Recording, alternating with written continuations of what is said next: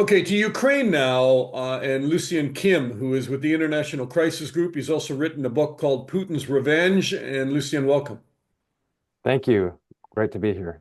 I was reading your book a little bit today of what you sent me because and trying to rapidly go through it. And a lot of the topics and chapters are little pieces of my life too, things that we covered because we were both covering Russia around the same time. And I thought Putin's Revenge would automatically be a book about Putin getting back at kind of lost lands in the sense that, NATO expansion. But it's not that at all, is it? NATO expansion, the enlargement of NATO that happened over years following the collapse of the Soviet Union was sort of a pretext. Now, if we look at what actually was happening, the last time that NATO, well, I should say the first and last time that NATO accepted um, any new members that were in the former Soviet Union, the three Baltic nations of Lithuania, Latvia, and Estonia, was in 2004. And after that, there was no more enlargement into the territory of the former Soviet Union, which was sort of a red line for Putin. He accomplished that, of course, by invading Georgia in 2008 and Ukraine in 2014.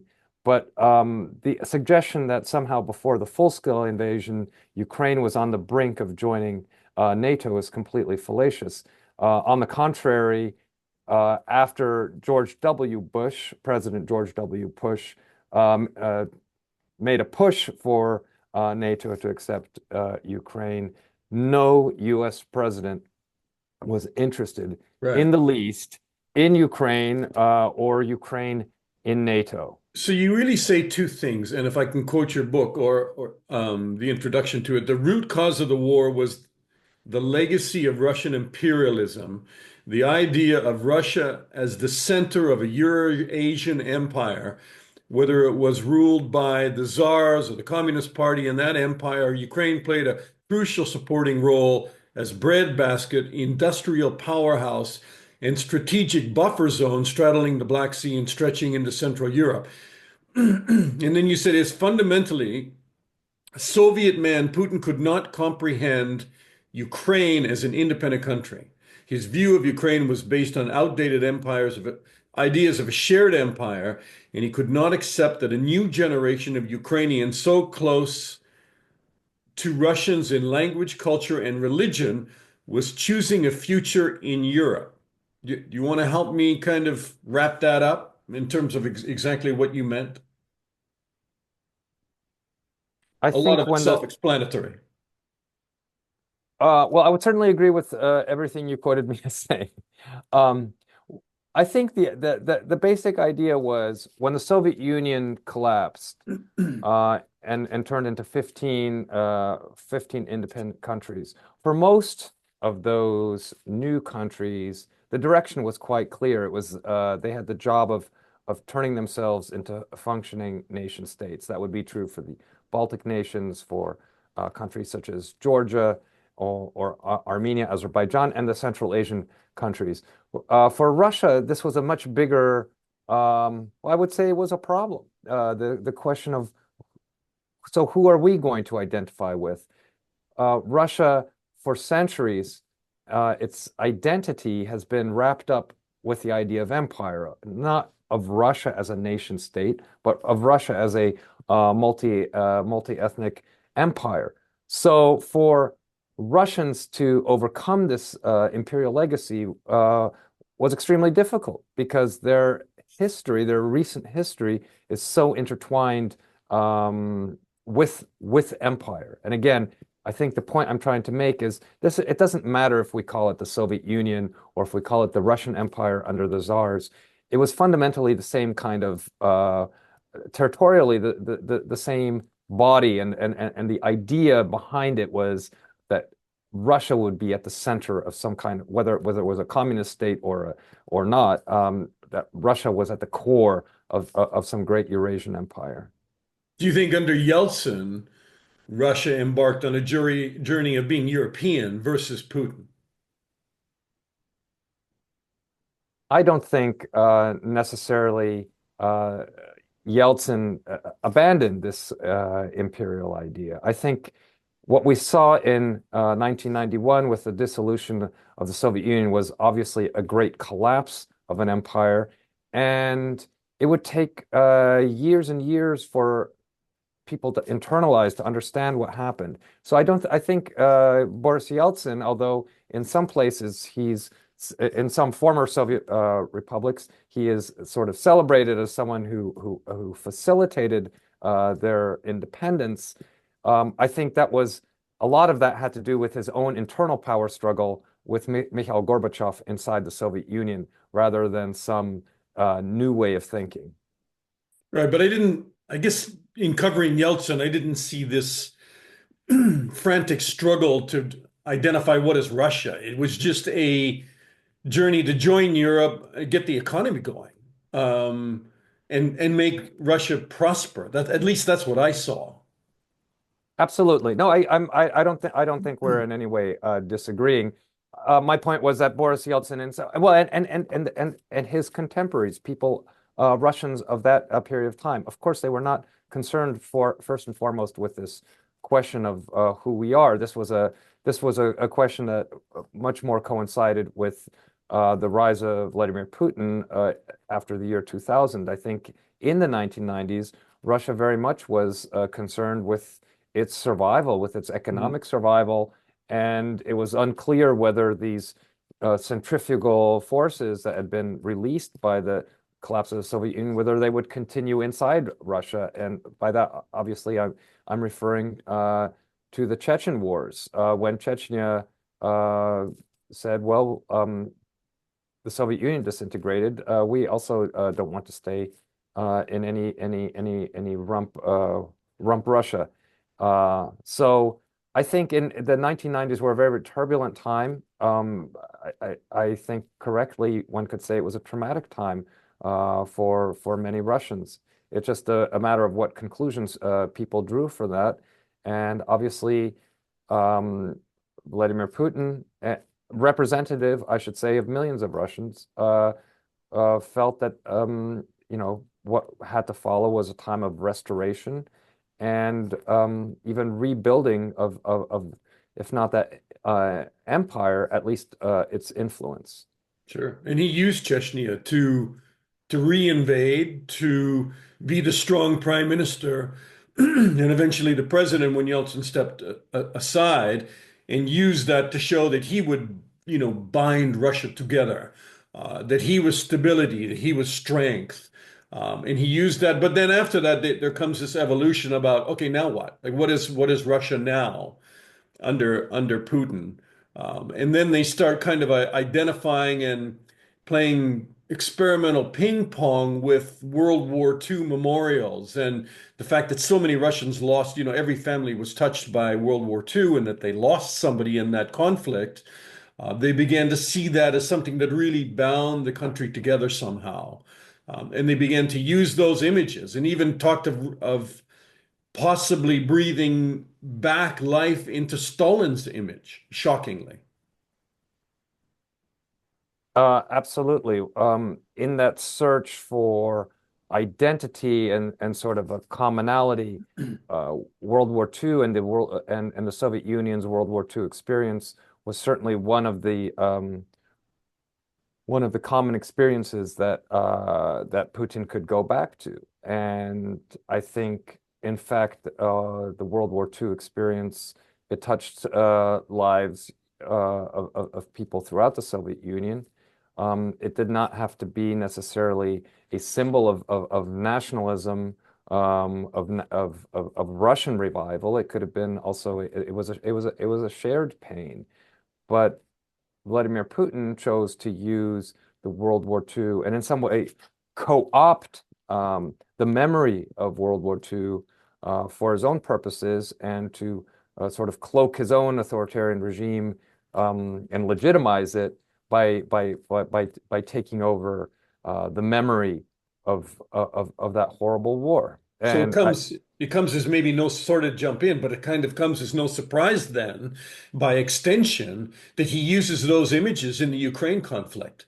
it's the things like Nazism and denazifying Ukraine, because that, that's something that Russians will identify with from their past. Absolutely, from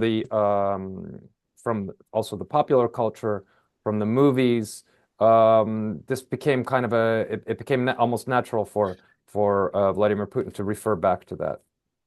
So it's a hell of a jump, though, from all of that to Putin suddenly waking up in some weird dream in the pandemic. And I think you make the point in your book that he was largely isolated. And lots of my sources, people who have met with Putin, who said, talked about the fact he would hold a couple of dozen meetings a day, people lined up in the lobby to see him. Suddenly, he's largely isolated for a couple of years. And then you raise questions in your book about, how does he survive that isolation, and how does he emerge from that? Um, I don't mean to be crass, but do you think he blew a fuse in there? What we know is that he was extremely isolated, and I think what's important to emphasize is that the people that did see him, or and that he did allow to see him, were members of a very hardcore ideology or adherence to a hardcore ideology, seeing Russia sort of as a victim of Western aggression and calling for some sort of restoration. Yeah. I think another factor that goes along with his with Putin's COVID isolation is the fact that in October 2022 he was going to turn 70 years old.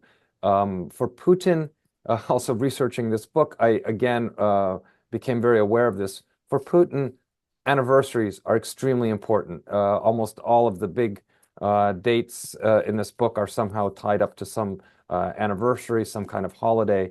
And I believe that Putin understood that the clock is ticking literally on his reign, and that time was running out for him to either make a big play and reconquer Ukraine, or go down in history as the Russian leader who I'm using air quotes lost Ukraine once and for all. But this is not about NATO again, right? So if you believe that, and you've written that, and a lot of other people do as well, they say this is just a ruse that Putin used to go into Ukraine, to restore the Russian Empire, to capitalize on the fact that there are, trillions of dollars, for instance, in raw minerals that are in the east part of Ukraine that interest Russian oligarchs and business and the Kremlin in a big way. But without going into that, if you then look at Trump today and his notion that he can somehow be sympathetic to the fact that Putin doesn't want NATO up against its border in Ukraine, um, then his recipe somehow that he'll go in and talk to Vladimir, and they'll make sure that there's a promise that Ukraine won't join NATO, maybe some demilitarization, although I can't believe the Ukrainians will go for it. And they'll allow Russia to bite off part of eastern Ukraine for a deal, for a ceasefire at least. Isn't that all incredibly naive? I think the way that world leaders have been dealing with Putin ever since he came to power, you could call naive. I think there has always been this idea that okay, Russia has a strong man, but we can we can reach some kind of agreement. When Emmanuel Macron was elected France's president, he had the same idea. We are a grand nation, and Russia has a glorious history, and I'm going to sit down with Vladimir Putin, man to man, and we'll hammer out our differences. Incidentally, Volodymyr Zelensky, when he became president, had the same idea that it was just a matter of sitting down with Putin and sort of like finally hammering out all the differences in kind of a long session. So Trump is not approaching this in a new way. Of course, we know that Putin has his own ideas of how he wants to how he wants to end this conflict. So yes, I would agree that it is dangerous to go into into any kind of talks with sort of these simplistic ideas that it's just a matter of it's a matter of having a good talk with Mr. Putin. It seems to me that the conflict could escalate rather than de-escalate in the short term. Because if Trump wants to be in a position of strength and bring Russia to the table with some muscle, he's not going to be able to stop funding Ukraine and back away from supplying weapons to Ukraine. In fact, they might have to give more to Ukraine to get Putin to sober up and come around to the idea that he better end this sooner than later. Possible? I agree that there's a danger that despite even if we can call them Trump's best intentions to end this war or anybody's best intentions to end this war, it does not necessarily mean that we're going to see a quick end. I see I see one big danger, Dana, in the idea of talks also that Putin may be incentivized to begin talks, to actually come to the negotiating table and to never finish them. We know that in the negotiations that led up to the so-called Minsk agreements of 2014 and 2015, even as Putin was negotiating with people like German Chancellor Angela Merkel, at that moment, Russian troops were fighting on the ground in Ukraine, creating new facts on the ground that were influencing the negotiations. So I can see that there's also a danger of talks starting and never ending, and Russia using the situation to continue its westward grind in Ukraine.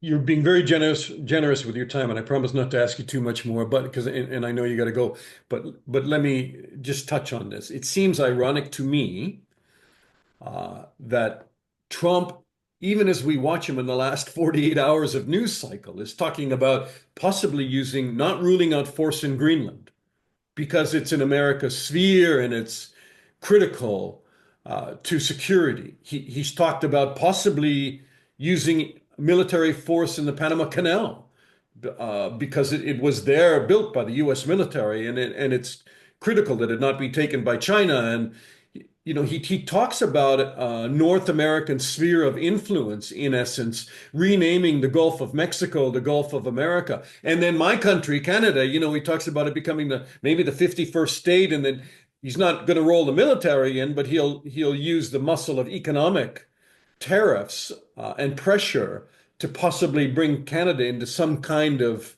closer relationship. I think it'll alienate Canada. But if you apply all of that logic, you know, the Greenland, the Panama Canal, you know, what he's going to do with Mexico, isn't he just feeding President Putin that, yeah, you can have a sphere of influence because we have one. And isn't he telling China, yeah, Taiwan is right there. And surely that should be within your sphere of influence. Isn't this all double standard and it gets a bit convoluted, doesn't it?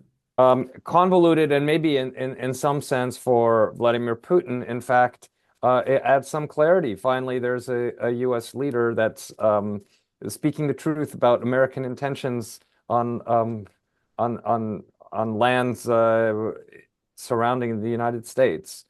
So I think it's a very good point that you make because for years now we have been lamenting Vladimir Putin's 19th century thinking. And here, all of a sudden, we're about to have a U.S. president who is repeating that same kind of language.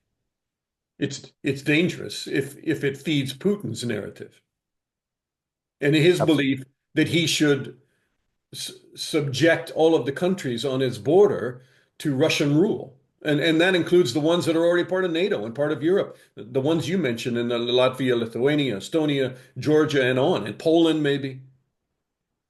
Yes, I mean, it gives credence to what Putin has been saying all these years, that Russia does have a sphere of influence over its neighbors. Lucian Kim, great to talk to you. Thank you so much, Dana.